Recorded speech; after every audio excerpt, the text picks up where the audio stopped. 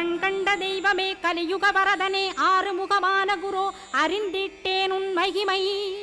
இக்கணமே வருவாய் என் ஸ்கந்த குருவே நீ என்னை காத்திடவே எனக்கு நீ அருளிடவே அரைக்கணத்தில் நீயும் ஆடி வருவாயப்பா வந்தனை தடுத்து வலிய ஆட்கொள் வரத குரோ